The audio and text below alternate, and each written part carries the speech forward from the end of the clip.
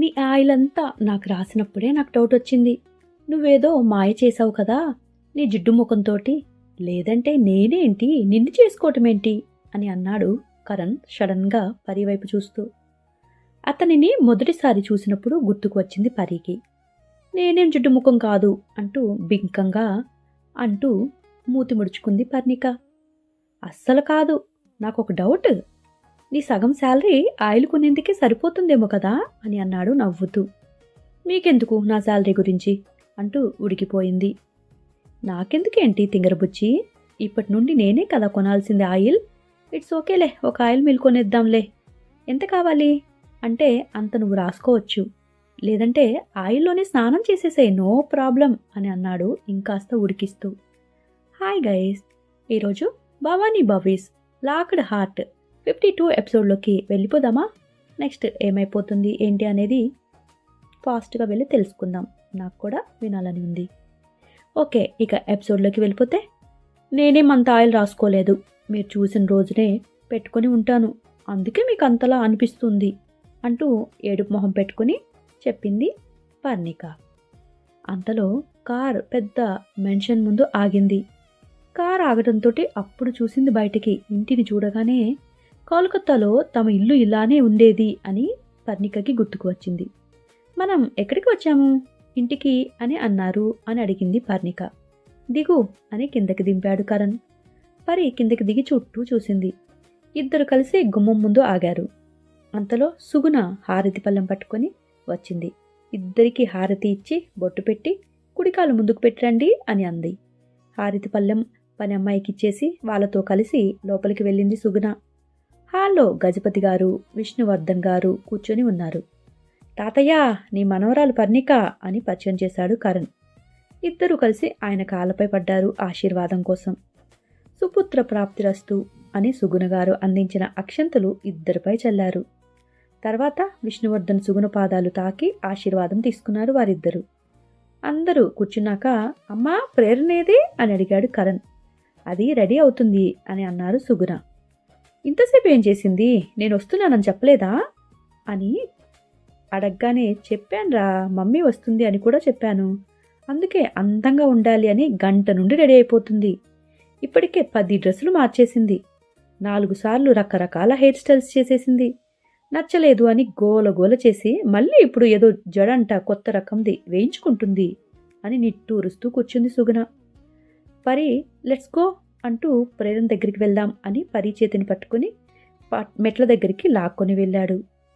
అతని చేతిని విడిపించుకుంటూ, అందరూ ఉన్నారు అని చూడకుండా ఏం చేస్తున్నారు మీరు, అలా లాక్కొని రావడమేనా అని విసుక్కుంది పర్ణిక. నేనేం చేశాను, నా పెళ్ళాన్ని చెయ్యే కదా పట్టుకున్నాను, లాక్కు రావటం కూడా తప్పేనా? డాడీ మమ్మీ మీరేమైనా ఫీల్ అయ్యారా, పరిని లాక్కుని వెళ్తున్నాను అని అరిచాడు కరణ్. అతని నోరు చేతితో మూసి, బుద్ధి లేదు మీకు అని కోపంగా చిన్నగా తనకి మాత్రమే వినపడేలాగా పర్ణిక కరణ్ని వారించింది. ఆమె చేతిని తీసేసి, బుద్ధి ఉంది కాబట్టే ఇంత ముద్దుగా ఉన్నాను, ఎక్కడ నీ మేకప్ చెరిగిపోతుందా అని ముద్దు పెట్టుకోవటం లేదు, లేదంటే ఇందాకే ఇప్పుడుకొచ్చిన గ్యాప్లో చాలా జరిగేవి మన మధ్య అని అన్నాడు కరణ్. ఇక నోటికి తాళం వేసినట్టు గప్చుప్గా మారిపోయింది పర్ణిక. ఇది కరెక్ట్, మూసుకొనిరా అని ఆమె చేతిని పట్టుకుని పైకి నడిచాడు. చుట్టూ చూస్తూ అతనినే అనుసరిస్తూ వెళ్ళింది పర్ణిక. ఆధునికత జోడించి అధునాతనంగా అలంకరించారు లోపలంతా. ఖరీదైన ఫర్నిచర్, ఇంపోర్టెడ్ సోఫీసెస్, అందమైన పెయింటింగ్స్తో చాలా అందంగా ఉంది భవంతి. మెట్లు ఎక్కి పైకి వెళ్ళేసరికి కింద ఉన్నట్టే పెద్ద హాల్ లాగా ఉంది. హాల్ చుట్టూ రూమ్స్ ఉన్నాయి. ఆమెని ఒక రూమ్ దగ్గరికి తీసుకువెళ్ళి డోర్ నాక్ చేశాడు. 2 నిమిషాల్లో డోర్ ఓపెన్ అయింది. మెయిడ్ వారిని చూసి పక్కకి తప్పుకొని నిలబడింది. ఇక కరణ్ లోపలికి నడిచాడు. కరణ్నే అనుసరిస్తూ పర్ణిక కూడా నడిచింది. చిల్డ్రన్ రూమ్ అది. బార్బీ థీమ్తో పింక్ వైట్ కలర్స్ కాంబినేషన్లో రూమ్ అంతా డెకరేట్ చేసేశారు. డ్రెస్సింగ్ రూమ్లోకి తీసుకువెళ్ళాడు కరణ్. అక్కడ మిర్రర్ ముందు అలా ఇలా అని చెప్తూ హెయిర్ స్టైల్ చేయించుకుంటున్న ప్రేరణ కనిపించింది వాళ్ళిద్దరికీ. ఏ ప్రేరణ, ఏం చేస్తున్నావు బేబీ, ఎందుకు ఇవన్నీ అని అన్నాడు ప్రేరణ వేసుకున్న హెవీ డ్రెస్ చూసి. డాడీ అని అరిచింది గట్టిగా. కప్ కేక్ అని పాపని ఎత్తుకుని అవుట్ అని అన్నాడు అక్కడున్న మెయిడ్స్ని. అందరూ ఇక మౌనంగా అక్కడి నుండి బయటికి వెళ్ళిపోయారు. పరిని దగ్గరికి తీసుకుని వచ్చాడు పాపని. ప్రేరణ మమ్మీ అని అన్నాడు పరిని చూపిస్తూ. ఒక్కసారిగా ప్రేరణ కళ్ళు నీళ్లతో నిండిపోయాయి. ఏమైందో కరణ్ పరికి అర్థం కాలేదు. కంగారుగా ఏమైంది ప్రేరణ అని అడిగింది పరి. డ్రెస్ ఏమైనా గుచ్చుకుంటుందా ఏమో అని కంగారుగా తడిమి చూసింది.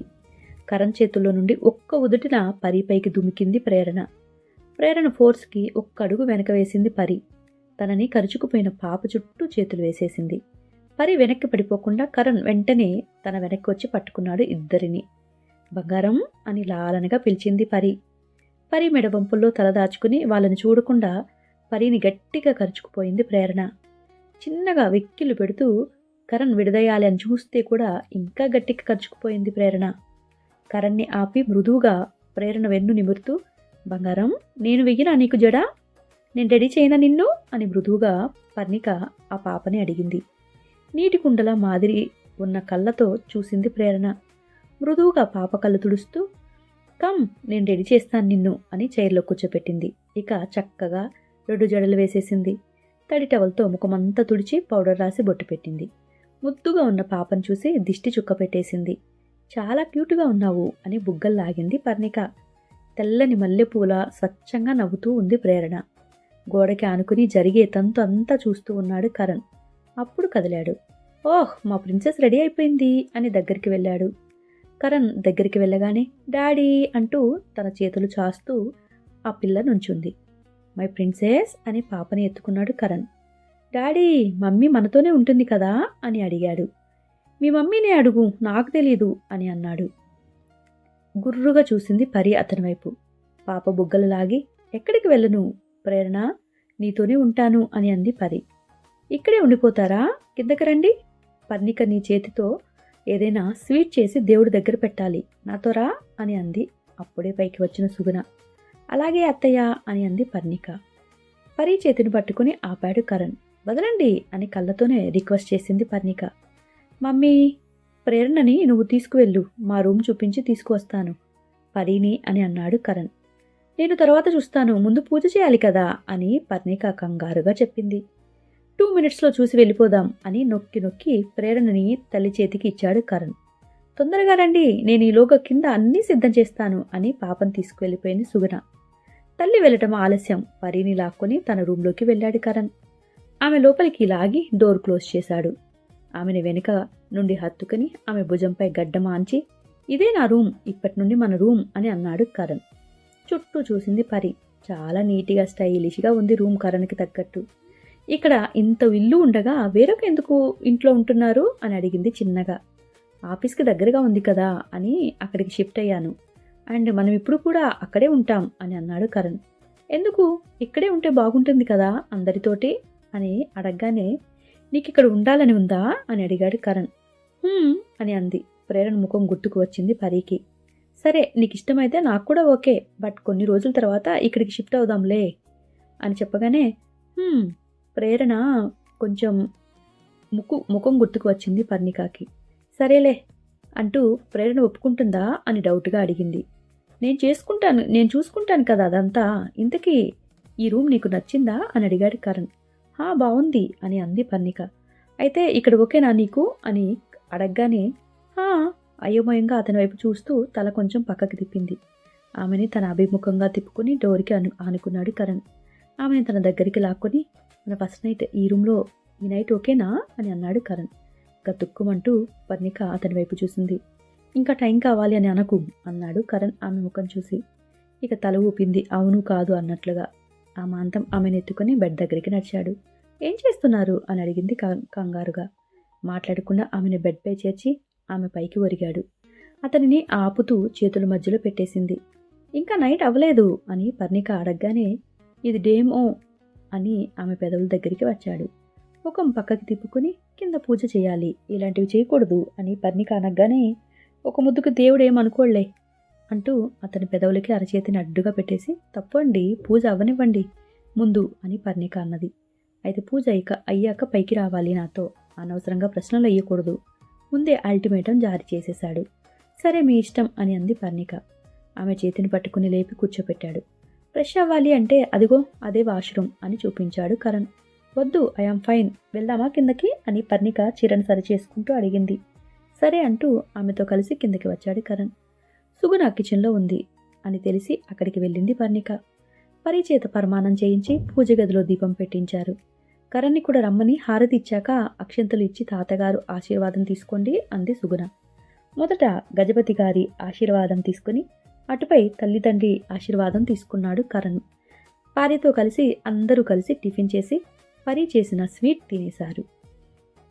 ఇక అందరూ అలా ఆ స్వీట్ని తినేసి పరి నాతో రా అని అంది సుగుణ. అమ్మా, తన ఆఫీస్కి వెళ్ళాలి ఆఫ్టర్నూన్ అని అన్నాడు కరణ్.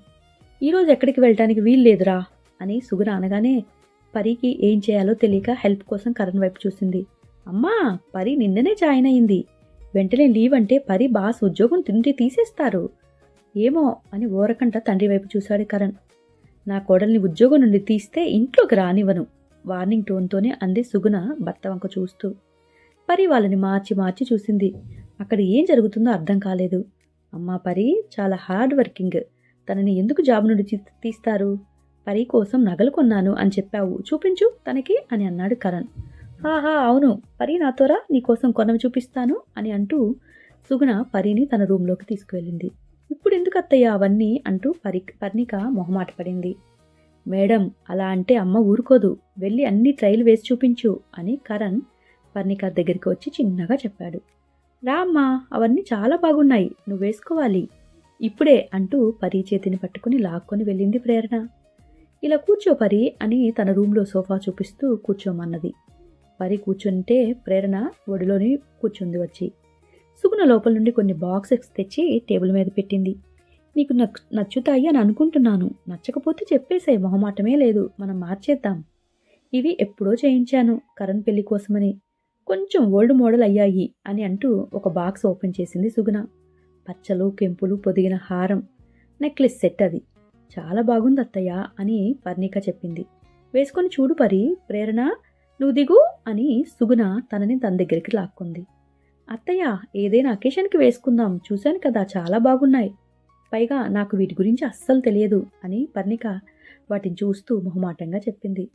సరే నీ ఇష్టం అని మిగిలినవి చూపించి, ఇవి పైన మీ రూమ్లో పెట్టుకో, ఇక నుండి నీవి ఇవి, అవసరమైనప్పుడు నచ్చినవి వేసుకో అని సుగుణ చెప్పగానే, అలాగే అత్తయ్య, నేను పైకి తీసుకువెళ్ళనా అని అంది పరి.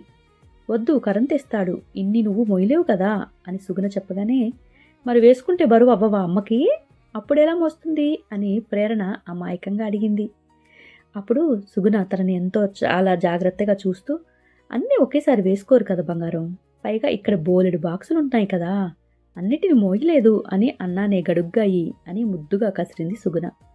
అవన్నీ తిరిగి సర్దుతూ, పరి మీ అమ్మగారిని కలవాలి, ఒకసారి ఇక్కడికి రమ్మను, ఆవిడ కూడా ఒక్కరే ఉండటం ఎందుకు, ఇక్కడ ఉండిపోయినా పర్వాలేదు, అందరం కలిసి ఉండొచ్చు అని సుగుణ చెప్పింది. సరే అత్తయ్య, నేను అమ్మకి చెప్తాను, వీలు చూసుకొని రమ్మంటాను, ఇక్కడ ఉండమంటే అమ్మ అస్సలు ఒప్పుకోదు, అడగటం కూడా అవసరమేమో అనవసరమేమో అని అంది పర్ణిక. మేం చెప్తాంలే, మామయ్య గారు కరణ్ చేత చెప్పిద్దాం అని సుగుణ చెప్పగానే, నాకింకో నాని వస్తుందా ఇప్పుడు అని ప్రేరణ అడిగింది. పరి అమ్మకి, అమ్మ నీకు అమ్మమ్మ అవుతుంది అని వివరించి చెప్పింది సుగుణ. భోజనాలు అవడంతో ఇక వాళ్ళంతా పరిని తీసుకుని వెళ్ళి ఆఫీస్ దగ్గర వదిలేశారు. అప్పటికే స్నేహ ఆఫీస్లో జాయిన్ అయిపోయింది. ఇచ్చిన వర్క్ కూడా చేసేస్తూ ఉంది. లంచ్ చేసి తన సీటుకి వచ్చిన స్నేహకి పరి కనిపించింది. ఆనందంగా పరిని హత్తుకొని థ్యాంక్ యూ అని అంది స్నేహ. థ్యాంక్ యూ ఎందుకు, నేనేం చెయ్యలేదు, అంతా కరణ్ గారే చేశారు కదా అని పర్ణిక చెప్పగానే, కరణ్ సార్ నీకోసమే కదా చేసింది, లేదంటే నా గురించి కేర్ తీసుకోవాల్సిన అవసరం ఆయనకేముంది అని స్నేహ చెప్పింది. అదంతా వదిలేయి, ఇక మనం ఇప్పుడు కలిసి ఉండొచ్చు అని అంది ఆనందంగా. ఇద్దరికీ పక్కపక్కన సీట్స్ అవ్వడంతో వాళ్ళిద్దరికీ మరింత ఆనందం పెరిగింది. కరణ్ ముందుగానే చెప్పడంతో ఇద్దరికీ రెస్పెక్ట్గా చూస్తూ తక్కువ వర్క్ ఇస్తున్నాడు మేనేజర్. పరిని చూసి దగ్గరికి వచ్చాడు ఒక అతను. హాయ్ పర్ణిక గారు, నిన్న మధ్యాహ్నం కనిపించలేదు, ఈవినింగ్ టీ పార్టీ ఇస్తారు అని అనుకున్నానే అని అన్నాడు అతను. నిన్న తనతో మాట్లాడిన కొలీగ్ అవడంతో హాయ్ కొంచెం వర్క్ ఉండి వెళ్ళిపోయాను అని పర్ణిక ఎంతో వినయంగా అతనితో చెప్పింది. ఓహ్, మీ ఇద్దరు ఫ్రెండ్స్నా, చూస్తుంటే అలాగే అనిపిస్తుంది అంటూ హాయ్ ఐఆమ్ రవి అని అన్నాడు స్నేహతో అతను. హలో అని ఫార్మల్గా విష్ చేసింది స్నేహ. రవి మేనేజర్ పిలుపుకి మళ్ళీ వస్తాను అని వెళ్ళిపోయాడు అక్కడి నుంచి. తల తిప్పలేనంత వర్క్ ఇచ్చి పంపించేశాడు మేనేజర్. మొహం గంటు పెట్టుకుని తన ప్లేస్కి వెళ్ళిపోయాడు రవి. అతను వెళ్ళిపోయాక రామ్కి కాల్ చేసి, సార్ మీరు చెప్పినట్టే చేశాను అని చెప్పాడు మేనేజర్. గుడ్ అని కాల్ కట్ చేశాడు. డన్ బాస్ అని కరణ్ వైపు చూస్తూ రామ్ చెప్పగానే కరణ్ బిజీగా ల్యాప్టాప్లో పరీకి సైట్ కొడుతున్నాడు అప్పటికే. బాస్ ఆఫీస్కి వెళ్దామా అని అన్నాడు రామ్. హే నేను రాను పో, సిక్ లీవ్ తీసుకున్నాను నేను అని అన్నాడు కరణ్. బాస్ మీరు సీఈఓ మర్చిపోయినట్టున్నారు అని చెప్పగానే ఈ సీఈఓకి హెల్త్ కేర్ అవసరం లేదా ఏంటి, లీవ్ తీసుకోకూడదా అని చెప్పాడు. సరే బాస్ అయితే రేపు వస్తారా అంటూ డౌట్గా అడిగాడు రామ్. రాను రేపు నీరసంగా ఉంటుంది కదా, ఈరోజు సిక్ లీవ్ అయితే అని అన్నాడు కరణ్ ల్యాప్టాప్ నుంచి తల తిప్పకుండా. అయితే జాబ్ హ్యాండ్ ఓవర్ నన్నే చేయమంటారు అని అన్నాడు రామ్. గుడ్, అందుకే నువ్వు నా అసిస్టెంట్ అయ్యావు అని అన్నాడు మెచ్చుకుంటూ. ఇక అక్కడ ఆ మేనక పరిస్థితి ఏంటో, ఇప్పుడు వెళ్తే నన్ను ప్రశ్నలతో చంపుతుంది అని గొనుక్కుంటూ నిల్చున్నాడు రామ్. సరే ఇక వెళ్ళి పని చూడు, అండ్ మన ఆఫీస్లో నెక్స్ట్ వీక్ కొత్త సీఈఓ వస్తున్నారు అని అనౌన్స్ చేయించేసాయి అని అన్నాడు కరణ్. బాస్ ఇది ఆల్రెడీ ప్లే చేశారు కదా, మళ్ళీ అదే రోల్ ప్లే చేస్తే బాగుండదేమో అంటూ పెదవి విరిచాడు రామ్. ఇదివరకు ఎవరిదో కంపెనీ, ఇప్పుడు నా కంపెనీకే వెళ్తున్నాను, అదే అనౌన్స్ చెయ్యి, అండ్ నా పేరు డాడీ పేరు ఎక్కడా బయటికి రాకూడదు, అండ్ వెల్కమ్ నా వైఫ్నే చెప్పాలి అని అన్నాడు కరణ్. ఇదంతా చెప్పలేదు అని మేడంకి కోపం వస్తుందేమో బాస్ అని అన్నాడు. ఏయ్ అపశెక్కను మాటలు ఆపేసి పని చూడు అని విసుక్కున్నాడు కరణ్. సరే బాస్, ఓకే బాస్ అంటూ ఆఫీస్కి వెళ్లేందుకు సిద్ధమైపోయాడు రామ్. ఇక మరుసటి రోజు పొద్దున్నే కరణ్ కనపడలేదు, రామ్ మాత్రం కనిపించాడు ఆఫీస్లో. ఇక మేనకకు పిచ్చెక్కిపోయింది. కరణ్ క్యాబిన్కి వెళ్ళి కరణ్ చైర్లో కూర్చుని కళ్ళు మూసుకుంటూ కరణ్ ఒడిలో కూర్చున్నట్లు ఫీల్ అయిపోతూ ఉంది. ఇక ఊహలలో కొంచెం సేపు తేలాడిపోయింది. ఆఫీస్లో అందరూ వచ్చేశారు, కరణ్ మాత్రం రాలేదు. రామ్ కూడా కనిపించలేదు. రామ్కి కాల్ చేసింది, కానీ అతను ఫోన్ లిఫ్ట్ చేయట్లేదు. ఏదైనా మీటింగ్కి వెళ్ళారా, వెళ్తే నాకు చెప్పాలి కదా అని అనుకుంది. అలానే ఆఫీస్లో మధ్యాహ్నం వరకు గడిపేసి బయటికి వెళ్ళింది చిరాకుతో. రామ్ లోపలికి రావటం చూసి అతని ముందుకి కోపంగా వెళ్ళి, హే ఎక్కడికి వెళ్ళావు, ఆఫీస్కి వచ్చే టైం ఏంటి అని అడిగింది పొగరగా. ఏ మిస్ మేనకా, నేను ఈ ఆఫీస్ వర్కర్ కాదు, కరణ్ గారికి పర్సనల్ అసిస్టెంట్ని. నాకు శాలరీ మీ కంపెనీ ఏమి ఇవ్వటం లేదు, కరణ్ గారు ఇస్తున్నారు. సో నేను మీకు ఆన్సర్ ఇవ్వవలసిన అవసరం లేదు అని అన్నాడు రామ్. మేనకకి ఆ మాటలు వినగానే ఒళ్ళు మండిపోయింది, కానీ ఇక ఏమీ అనలేని పరిస్థితి. కరణ్ ఎక్కడా, ఆఫీస్కి రాలేదేంటి అని అడిగింది విసురుగా. బాస్ రెస్ట్ తీసుకుంటున్నారు, లీవ్ తీసుకున్నారు అని అన్నాడు రామ్. ఏమైంది ఆయనకి, ఎక్కడ ఉన్నారు, ఇప్పుడు ఎలా ఉంది అని వరుసగా ప్రశ్నల మీద ప్రశ్న వేసేస్తూ ఉంది. సార్ హెల్త్కి ఏమీ కాలేదు, జస్ట్ కొత్తగా పెళ్ళైంది కదా, నైట్ లేటుగా పడుకున్నారట, ఇప్పుడు నిద్రపోవాలి అని లీవ్ పెట్టేశారు అంటూ కావాలని మేనక మంటకి ఇంకాస్త వాయువు తోడు ఇచ్చాడు రామ్. ఇక మేనక ముఖం బొగ్గు కంటే నల్లగా మాడిపోయింది. అది చూసి లోపల తీన్మారు వేసుకుంటూ తన క్యాబిన్లోకి వెళ్ళిపోయాడు. జరిగింది కరణ్కి చెప్పేందుకు కాల్ కూడా చేసేశాడు. మేనకతో సంభాషణ అంతా చెప్పేసి, బాస్ ఈ మంత్ ఇంక్రిమెంట్ ఇస్తారా అని అడిగాడు. గ్రాంటెడ్ అని కాల్ కట్ చేశాడు కరణ్. హుర్రే అని సంతోషపడుతూ కరణ్ తనకి అప్పగించిన వర్క్ చేయటంలో మునిగిపోయాడు రామ్. ఈవినింగ్ టీ తాగుతూ ఈరోజు కరణ్ వాళ్ళ ఇంటికి వెళ్దాం అని అంది పరి. వావ్ సూపర్, ఎలా ఉన్నారు మీ అత్తగారు, ఇంట్లో అందరూ ఓకేనా, లేదంటే టిపికల్ టైప్ పీపుల్నా అని అడిగింది స్నేహ. లేదు అందరూ చాలా మంచి వాళ్ళు, నన్ను చాలా అంటే చాలా బాగా రిసీవ్ చేసుకున్నారు అంది పర్ణిక. వెరీ గుడ్, మంచి ఫ్యామిలీ, కరణ్ సార్ కూడా చాలా మంచివారు. మరి ఫ్యామిలీ లైఫ్ స్టార్ట్ చేయటానికి ఇప్పుడు నీకు ఓకేనా, 1 వీక్ డెడ్ లైన్ అయిపోయింది కదా, మంచి రోజు ఏదో చూసుకొని సారికి సర్ప్రైజ్ ఇవ్వు అని అంది స్నేహ. సర్ప్రైజ్ ఇచ్చే వరకు ఆగే టైప్ కాదే ఆయన, ఆల్రెడీ గుర్తు చేశారు అని చెప్పగానే, ఆహాహా అయితే ఇంకేంటి, ఈ నైట్ మీ ఫస్ట్ నైటే అన్నమాట. ఇంతకీ రేపు ఆఫీస్కి వస్తావా లేదా అని కొంటెగా అడిగింది కళ్ళను ఎగరేస్తూ. స్నేహ అలా అడగగానే, ఏయ్ నీకు సిగ్గు లేదు అని స్నేహ చేతిపై కొట్టింది పర్ణిక. మరి నీకు ఓకేనా ఆయనతో లైఫ్ లీడ్ చేయడానికి, నీకేమనిపిస్తుంది అని స్నేహ అడిగింది. ఏమో తెలియటం లేదు స్నేహ, ఫ్లోలో వెళ్ళిపోదాం అని అనుకుంటున్నాను ఈసారికి. అందరూ ముందు ప్రేమించేసి చేసుకోవటం లేదు కదా, సో పెళ్ళికి ప్రేమ ముఖ్యం కాదు, ఇద్దరి మధ్య కంఫర్ట్ అండర్స్టాండింగ్ ఉంటే చాలు, అది మా మధ్య ఉంది అని నాకు అనిపిస్తుంది. సో ఆయన ముందు అడుగు వేస్తే ఈసారి నేను ఆపకూడదు అని అనుకుంటున్నాను అంది పర్ణిక. చాలా మంచి నిర్ణయం తీసుకుంటున్నావు పరి. కరణ్ సార్ చాలా మంచివారు, నేను బాగా చూసుకుంటారు. ఎటువంటి సంశయాలు పెట్టుకోకుండా హ్యాపీగా ఆయనతోటి జీవితం మొదలుపెట్టు అని స్నేహ చెప్పింది. అలాగే అని పర్ణిక తల ఊపింది. ఇక వెంటనే పక్కనే మొబైల్ రింగ్ అవుతుంటే తీసి చూసింది. తల్లి దగ్గర నుండి కాల్ వస్తుంది. లిఫ్ట్ చేసి హలో అమ్మా అని పర్ణిక వాళ్ళ అమ్మతోటి ఎంతో ఆప్యాయంగా మాట్లాడగానే, ఏం చేస్తున్నావు పరి, ఆఫీస్లో ఉన్నావా అని తల్లి అడిగింది. ఇక మమత అడిగిన ఆ మాటకి అవునమ్మా ఆఫీస్లో ఉన్నాను, నువ్వేం చేస్తున్నావు, నీ హెల్త్ ఎలా ఉంది అని అడిగింది. నేను బాగానే ఉన్నానమ్మా, నేనేం చేయటం లేదు. అవును అల్లుడు గారు ఎలా ఉన్నారు, వెళ్ళారా మీ అత్తగారింటికి అని ప్రశ్నలు అడిగింది మమత. వెళ్ళామ్మా, అక్కడ అందరూ బాగానే చూసుకుంటున్నారు. మర్చిపోయాను, మా అత్తగారు నిన్ను కలవాలి అని చెప్పారమ్మా అని చెప్పింది.